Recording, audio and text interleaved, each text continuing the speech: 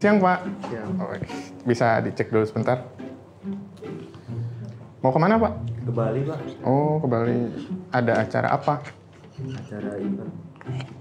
Oke, boleh, Pak. Silakan. Aduh ini kerjaan banyak banget sih barang bawaannya udah kayak apaan tahu, udah kayak bawa bom atom. Dan please deh, di tempat umum jangan ngomongin bom sensitif apalagi ini di bandara. Kondisi. Biarin aja sih. Saya dengar tadi ada kata-kata bom. Bisa jelaskan di kantor? Ini bukan itu maksudnya Pak. Ini saya bawaan berat. Jadi kayak bawa bom gitu. Iya, Mas, Mbak. Ini tuh bukan di warung, tapi di bandara. Sekecil apapun bercanda tentang bom bisa membuat penerbangan delay. Bisa jelaskan aja. Sana. Ini Pak, maksudnya saya tuh bawa barang bawaan berat. Kayak bom, terus juga saya bawa kacang atom. Makanya saya bilang tadi bom atom. Kalau nggak percaya nih saya buka. Aduh, Kak. Tadi di mana lu nggak bawain? Udah di tas lu. Kagak ada. Udah langsung Kagak ada. dimasukin. Taruh bentar Pak ya Pak, bentar. Nih ada nih boner bang. Bawa kita mah. Maaf, Pak, lama. Bentar. Nah ini dia nih. Nah ini bener kan Pak, atom. Tuh, biar nggak tegang kayaknya kita makan dulu kali Pak ya. Nah, ini buat satu, Bapak satu, saya satu. Ya kan Pak, atom Pak. Bukan nyogok loh Pak ini. Cobain dulu, Pak. Atom apa yang... Malah tebak-tebakan. Bapak bisa aja nih. Bapak lanjut tanda mulu. Boleh nggak sih, Pak, sebelum semakin runyam? Kita video mau ngejelasin dulu kronologinya. Boleh, bisa dijelaskan. Tapi di ruangan pemeriksaan. Pak, masa? Yuk. Aduh, dikunci aja dulu Pak. Bentar Pak. Di rumah Bapak aja boleh nggak? Juga ganjil. Mau kita tas, Nih, jadi tarik. Cepat.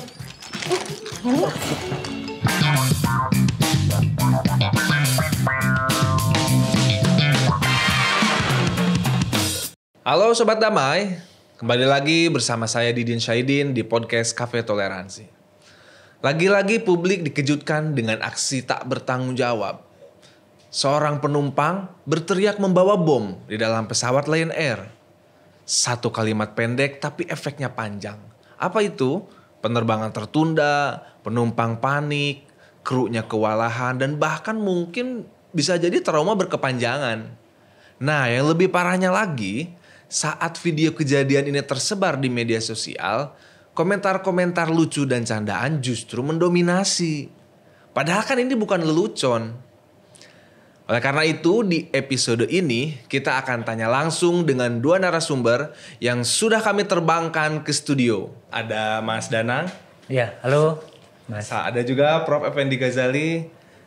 Terima kasih sudah datang di podcast Cafe Toleransi. Bagaimana kabarnya Mas Danang? Alhamdulillah. Kalau Prof?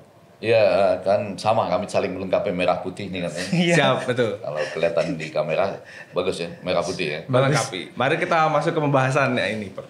Salah satu yang menjadi seperti yang sudah kita ketahui bersama bahwa telah terjadi beberapa waktu yang lalu ada video beredar viral di media sosial tentang candaan bom di pesawat, begitu, Prof. Gitu.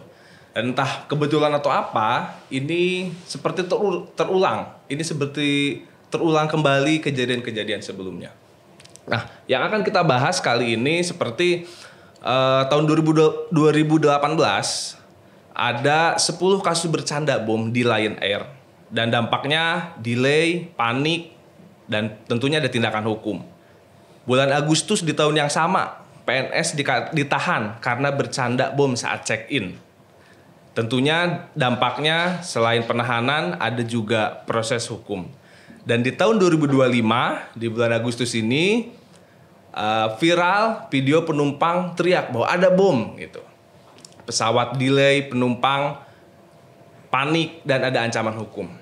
Nah, yang menjadi pertanyaannya dari beberapa yang tadi saya sebutkan itu sebenarnya bagaimana sih prosedur SOP di pesawat ketika ada kejadian seperti ini? Mungkin kita ke Mas Danang dulu. Iya, baik Mas. Ini ulasan yang menarik. Kesannya biasa saja, lucu, tapi dampaknya terhadap operasional dan penumpang itu sendiri sangat panjang. Bukan hanya maskapai ya? Bukan hanya maskapai. Ya. Jadi yang pertama, kaitannya dengan operasional di Indonesia dan di internasional itu ada aturan yang mengatur dilarang bercanda bom. Sifatnya adalah karakter industri penerbangan ini sangat regulasinya tinggi, safety-nya tinggi. Betul. Itu. Yang kedua, dari sisi komunikasi itu bercanda atau lelucon atau bentuk apapun bom itu tuh menjadi hal yang common dari hasil studi kasus yang terjadi di maskapai Lion Group. Nah, dampak yang ditimbulkan adalah prosesnya jadi delay.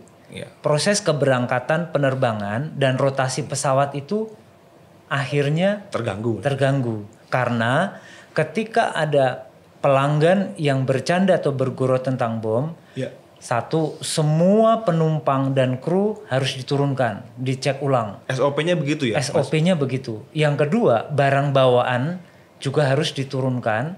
Yang ketiga, kargo, muatan yang di bagian bawah pesawat itu juga harus diturunkan dan dicek ulang. Meskipun sebetulnya ketika sudah ditanya kembali ini hanya bercanda gitu. Iya, tapi tetap prosedur itu harus dilakukan.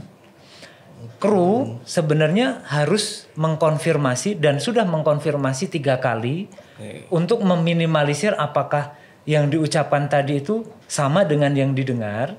Kemudian yang kedua, setelah 2 dan yang ketiga ini kan menunjukkan orang ini menyatakan hal yang sama dari ucapan yang pertama. Misalnya mendengar apa Pak? Oh, bom. Yang kedua apa Pak? Gitu kan artinya mengkonfirmasi ulang apa yang diucapkan itu harus dipertanggungjawabkan. Dan aspek lain pelanggan atau penumpang yang ada di sekitar pelanggan tersebut juga mendengar hal yang sama. Atau tidak. Kaitannya ini dengan safety. Walaupun sifatnya candaan di pesawat, oh saya hanya bercanda, tapi kan udah termasuk kategori hazard. Hazard itu hal-hal, tindakan, ucapan atau perilaku atau apapun yang bisa mengancam, membahayakan keselamatan penerbangan itu sendiri. Dan sifatnya pesawat ini kan belum terbang.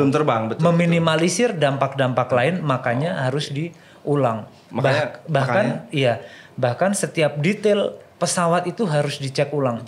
Untuk mencari apakah ada benda tersebut atau benda yang menyerupai sesuai yang diucapkan tadi candaan bom. Mulai dari di bawah kursi, di langit-langit, di sela-sela apapun itu. Gitu. Baik, mungkin kita masuk ke Prof ya, ternyata begitu ya SOP-nya, meskipun bercanda tapi efeknya tidak bisa dianggap bercanda. Kalau dilihat dari penjelasan tadi Prof ya, sepertinya kan bukan sepertinya, itu sangat-sangat resiko tinggi gitu ya Prof. Bagaimana Prof melihat fenomena ini dari kacamata komunikasi publik ya? Kenapa publik tidak menganggap bahwa ini sesuatu yang sangat berbahaya gitu sehingga dengan gampang mengucapkan candaan bom? Saya agak pelan-pelan tadi mengamati Danang sambil memastikan sebuah tanggal karena saya punya pengalaman khusus dengan ini, sangat khusus bersama dengan Prof Victor Menayang, guru ilmu komunikasi terbesar lah di Indonesia itu ya. Sesudah 9/11.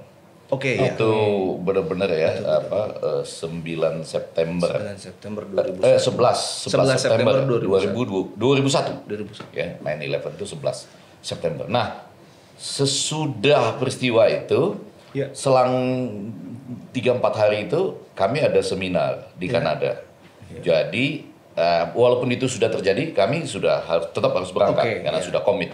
Jadi saya dengan Victor Menayang PhD, sudah almarhum ya, kami terbang ke Los Angeles. Karena nggak bisa, New York sudah nggak bisa waktu itu. Lalu dari Los Angeles ke Kanada. Nah, jadi saya termasuk orang pertama yang menemukan tulisan bahwa bercanda tentang bom itu adalah kriminal. Iya dong, sebelumnya belum pernah ada tulisan begitu. Jadi dengan kejadian 9/11 itu, saya pertama kali di bandara menemukan ada tulisan bercanda tentang bom adalah kriminal. Itu adalah kriminal. Anda akan ditindak dengan tegas sesudah Jadi hanya beberapa hari sesudah 9/11 dan bahkan pada waktu itu lebih makanya saya tadi mengamatinya dengan ada sedihnya tapi ada uniknya. Jadi pada waktu itu orang awkward atau awkward tergantung Anda Australia atau Amerika. Nah, di situ terlihat bahwa di bandara tiba-tiba itu segala alat-alat makan kita itu jadi plastik. Oke. Karena jadi kita turun masih bisa makan gitu. Semua alat makan kita tuh di bandara tuh jadi plastik. Di dalam pesawat ketika kita dihidangkan makanan, ketemu pisau besi. Ya, pisau yang biasa. Stainless ya. Jadi saya bilang, kita di luar dicegah untuk tidak pakai pisau agak berbahaya. Pisau stainless ya. Jadi pisau. Tapi di dalam pesawat kita pas makan kita saling lihat-lihatan sama Prof. Victor. Di luar tadi kita nggak boleh ya.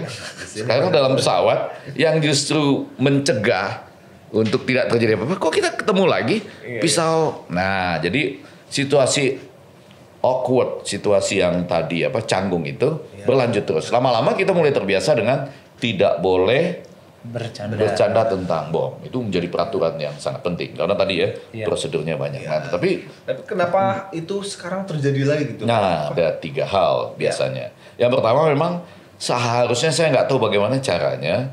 Itu ada semacam sebetulnya tes psikologis. Orang layak terbang atau tidak gitu ya. Termasuk di adegan yang terakhir di peristiwa Lion ini, saya lihat dia agak sedikit ada gangguan. Iya, gangguan mental lah. Mungkin lagi ada masalah. Nah, itu tadi. Sendiri. Itu tadi. Jadi tes kesehatan psikologi saya nggak tahu, tapi nggak pernah ada lah ya kelihatannya. Layak terbang itu definisinya bagaimana tuh nanti industri penerbangan lah dengan undang-undangnya ya. Bahaya juga kita kan kalau kita nggak tahu siapa-siapa di sebelah kita dan dia bercanda tentang itu. Berapa lama Anda akan mengalami 3 jam bisa jadi ya? Hampir 4 jam itu. Hampir 4 jam selalu. Jadi Anda siap loh kalau ada satu orang bicara tentang bom, Anda tertunda 4 jam. Betul. Standar. Lalu yang kedua, tadi bisa juga dibalik. Ya kan? Jangan juga bikin keadaan-keadaan yang membuat orang jadi stres dan kesel. Sama yang lebih penting lagi ketiga, kenapa jokes-nya mengarah ke bom? Kalau kita berbicara untungnya gitu ya, kadang-kadang kita suka bicara untungnya. Untungnya nggak beneran. Untungnya nggak beneran satu. Untungnya nggak di atas. Coba, ya? Pas lagi di udah terbang 40 menit terus dia bilang ada bom. Bagaimana coba? Lebih rumit lagi loh. Betul nggak? Betul. Lebih rumit. Minta ini darurat mungkin ya. Pasti. Iya kan? Nah, kemudian baru kita bicara soal komunikasinya. Iya. Nah, kembali ke Mas Danang, setelah beberapa kali kejadian seperti ini, kira-kira bentuk evaluasi dari kejadian ini apa Mas dari SOP? Jadi dari sisi komunikasi, kami itu mendalami kenapa orang suka berbicara bom. Iya kan? Alasan yang pertama, pengakuan dari beberapa pelanggan yang berkata bom itu karena itu spontan. Teleponnya lagi bunyi. Siapa tahu ada ancaman-ancaman atau apa, coba diamankan dulu. Aman, Prof. Aman. Aman. Yang pertama itu spontanitas karena terbiasa. Di darat itu ini menarik. Di mana-mana jawabannya begitu, Prof. Jadi pelanggan sesudah dia diperiksa. Sesudah diperiksa, saya masuk dari POV komunikasi kan, Prof. Riset ya, untuk melakukan riset. Kenapa berbicara tentang bom gitu. Alasan yang pertama spontanitas, alasan yang kedua karena lucu. Dianggap lucu. Yang ketiga terbiasa gitu, Prof. Karena misalnya di ruangan kantor atau di mana ditanya, kok bawa berat banget, bawa apa itu? Nah, akhirnya spontanitas. Dan saya pernah membandingkan, kenapa tidak menyebut nuklir, kenapa tidak menyebut bawa pisau, kenapa tidak menyebut bawa narkoba, itu kan termasuk ancaman. Ternyata bom itu satu suku kata yang tadi muncul spontanitas. Upaya yang kita lakukan, kita masukkan ke dalam boarding pass. Itu ada 2. Dilarang merokok di pesawat sama dilarang bercanda. Yang kedua, kami kolaborasi dengan pengelola bandar udara. Karena sebelum orang masuk ke pesawat itu kan paling nggak melalui ya 3 sampai 5 tahapan screening. Iya. Di check-in counter Iya. kami menyebutnya security item. Memang di check-in counter yang jarang terjadi ngomong. Hanya di check-in counter kan apakah bawa barang-barang berbahaya atau barang-barang elektronik di dalam bagasi tercatat. Itu. Nah kembali lagi ke Prof. Kalau dilihat dari komunikasi publik gitu ya Prof. Kenapa seperti tadi yang Mas Danang ceritakan bahwa kenapa publik menganggap bahwa bercanda bomnya adalah sebuah spontanitas. Apakah ada suatu keadaan di publik kita ini yang udah merasa aman mungkin dari merasa jadi bom itu bagian dari bercandaan gitu Prof? Selalu saya mau melihat dari beberapa hal tuh menjadi penting ya. Yang pertama, jangan-jangan orang sudah terlalu banyak bercanda. Lagi-lagi tadi ada kosakata khusus bom. Ya, betul. Satu suku. Ini tadi saya pikirkan itu bom. Ya. Apakah itu identik dengan teror? Ataukah bom sekedar bercanda? Ya. Seperti banyak loh di beberapa bahasa pergaulan khusus di daerah tertentu, orang bisa mengucapkan kata-kata tertentu yang kasar. Kita nggak boleh ucapkan di sini, tapi itu sudah merupakan bagian dari Yang common itu ya. ya, Biasa. nggak ada Iya. tak bunuh atau apa gitu ya, carok atau apa gitu ya, kan ada beberapa kata yang mungkin dianggap itu bagian dari Hal yang biasa. hal yang biasa. Nah, kalau orang melakukan ini secara sistematis, ya kan, maka pintu masuknya harus dicegah dari itu tadi. Yang pertama ada undang-undang yang jelas, yang kedua terukur loh, meletakkan bahwa bercanda tentang bom itu berakibat punya penjara sekian, dan pada bagian lain juga Anda bisa dilarang terbang seumur hidup misalnya. Iya. Nggak apa-apa juga gitu. Kami juga melakukan itu, Prof. Iya. Kebijakan perusahaan akhirnya blacklist. Karena ini udah termasuk kategori ancaman yang membahayakan. Iya. Karena nanti maskapai itu akan diukur tingkat safety-nya dari hal-hal yang sifatnya sederhana tapi krusial. Tapi balik lagi ke yang disampaikan tadi, barangkali pertanyaannya adalah ini kita sampaikan nggak di SD, Sosialisasi di SMP? literasi. Iya, literasi tentang terbang ini gitu. Karena kan banyak perusahaan penerbangan yang membuat sekarang saatnya kami menerbangkan Anda. Sekarang setiap orang bisa terbang. Ya kan, bukan jadi Superman maksudnya, tapi setiap orang bisa terbang lah gitu. Hal yang Kalau dibilang murah banget juga enggak loh. Betul. Ya, terbang itu tetap masih mahal gitu, apalagi jelang liburan. Iya. Nah, tetapi pada konteks tertentu ada literasinya tadi. Bagaimana mencerdaskan orang untuk terbang adalah ada 3 hal kali ya. Yang pertama itu tadi kebetulan kita lagi bicara tentang bom. Iya. Yang kedua soal barang bawaan. Lain itu barang bawaan untuk naik kereta api Dengan bus malam dengan pesawat. Lain. Nggak, bukan saya ingin mengatakan pesawat itu lebih elit, nggak ada urusan dengan elit. Bukan. Karena memang tempat meletakkannya dan akibatnya pada konteks tertentu beda. Betul. Itu barang bawaan, ya kan? Tadi bom yang tadi kita lihat barang bawaan, sama yang ketiga yaitu tadi pengetahuan yang cukup pas tentang hak dan kewajibannya. Jadi dia kan ada jaminan ya, terlambat sekian ini Ada. terlambat sekian ini apa. Keterlambatan. Betul. Jadi semua itu harus diketahui gitu. Dan tidak perlu juga pada bagian tertentu disikapi dengan kemarahan yang berlebihan. Betul. Tapi kalau udah lebih dari 1 jam, 2 jam saya marah juga. Nah kembali ke Mas Danang, Mas. Kita sebagai penumpang, apabila kita berada di situasi seperti itu, gitu, kira-kira apa yang harus kita lakukan dan proses penanganan komunikasi di pesawat tuh ketika terjadi itu seperti apa? Apakah komunikasi antara kru kabin, pilot dan sebagainya gimana itu, Mas? Tahapan yang pertama, awak kabin karena yang bertanggung jawab di area pesawat itu harus mengkonfirmasi 3 kali. Jika pertanyaan 3 kali berturut-turut sama dan kecenderungan yang kedua dan ketiga ini intonasinya seperti meyakinkan. Oh, enggak diambil contoh kasus yang terakhir ya. Lebih besar. Enggak mau nanya tentang kasus yang terakhir. Itu kan orang agak panas kelihatan di televisi ya, agak marah gitu ya. Yang lain tuh mungkin mulai agak takut atau kesal juga lah ya sama dia ya. Betul. Terus dia ditanya lagi kembali. Ditanya untuk mengkonfirmasi karena awak kabin harus Memastikan bom. Memastikan apa yang didengar, apa yang diucapkan. Jadi waktu ditanya lagi dia mengulang yang sama. Mengulang yang sama. Yang kejadian terakhir. Iya. mengulang yang sama. Dan rata-rata dari semua kasus yang dialami oleh Lion Group, pelanggan itu juga tetap meyakinkan hal yang sama begitu.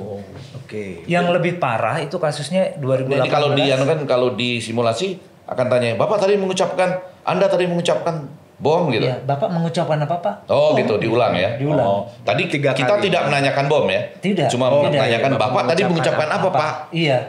Itu Bom, secara ada kasus- bom iya. gitu ya. Itu 2 kali. Iya. Baru yang sekarang. Yang ketiga, Bapak izin Pak apa Pak gitu, Iya, Bapak oke. atau Ibu gitu ya, Iya. langsung yakin bom gitu. Oke. Yang kedua, awak kabin harus konfirmasi kepada pilot nanti kepada ground terutama. Pilot tidak terlibat menanyakan ya? Enggak, cukup Tidak. dari Laporan. kabin aja. Karena laporan laporan dari kabin 3 kali sudah ini 3 kali. 3 kali ini kan Cap gitu ya. iya bertanggung jawab. Apalagi ada pelanggan lain yang duduk di samping, di depan atau di belakang. Itu yakin pasti Sebagai saksi. mendengar sebagai saksi gitu, Prof. Oke. Kenapa awak kabin tidak mengucapkan Bapak tadi bilang bom agar meminimalisir rasa kepanikan yang lain. Kalau awak kabin saja sudah mengucapkan hal yang sama, berarti kan potensi hazardnya lebih besar. Lebih besar. Dan keputusannya nggak bisa lama-lama. Tadi bercanda atau enggak? Langsung Oke. SOP-nya penumpang diturunkan semua, Iya. barang bawaan yang di kabin diturunkan, kargo dan bagasi tercatat harus diturunkan begitu. Prof. Bahkan konsekuensinya kami harus mengganti pesawat. Karena pesawat juga harus diperiksa ya. Iya, Iya. betul Prof. Makanya waktunya sampai 4 jam itu. 4 jam. Ini Catatan tergantung juga loh ini. Kalau pesawat pengganti belum ada? delay dan itu menjadi konsekuensi, Prof. Iya, iya. Oke. Jadi yang dirugikan bukan cuma dia yang ngucapin dia, tapi Iya. seluruh penumpang ya. Seluruh Nah, yang jadi masalah adalah, tapi terima kasih untuk tayangan ini. Kan orang yang berniat mengucapkan atau bercanda tentang itu yang cuma bayangin, paling saya bercanda terus saya diperiksa. Betul, betul. Selesai. Ini 6 jam, 8 jam loh. Dengan kerugian 1,5 miliar misalnya. Atau apa ya, dia harus tahu loh itu. Betul, betul. Iya, Dia harus tahu akibat apa yang dia lakukan. Gitu. betul. Nah tapi Prof kalau misalkan lihat kemarin di video yang viral itu kan ada penumpang juga yang tiba-tiba dia rekam, tiba-tiba dia posting gitu tanpa ngasih penjelasan. Bagaimana Prof melihat sikap para netizen Itu juga? bahayanya era saat ini ya. Iya. Yang diharapkan oleh mereka yang akan melakukan teror itu kan justru hal yang seperti itu.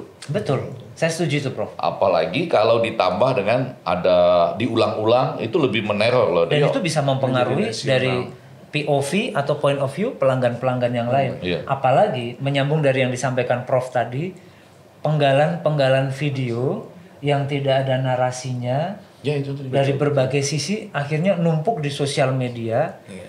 Bagi orang yang tidak kritis menanggapi, akhirnya dianggap main-main di pesawat. Ujung-ujungnya apa? Yang kami khawatirkan, terbang itu jadi nggak aman. Padahal yang akan kita lakukan adalah terbang itu aman dan menyenangkan. Jadi ada soal kebutuhan. Karena itu yang perlu kita lakukan adalah menata sedemikian rupa supaya orang tadi tidak takut untuk terbang. Tapi pada bagian lain, yang Tidak kunci gampang pertanyaan Anda tadi mengucap. adalah jangan-jangan kalau dia dipotong-potong pendek-pendek ditampilkan di mana-mana, lalu orang melihat bahwa, akibatnya bisa panjang seperti itu ya. Nah, saya lakukan deh gitu. Bisa gitu loh. Unsur sengaja berarti. Unsur memancing, itu praktis juga ya gitu.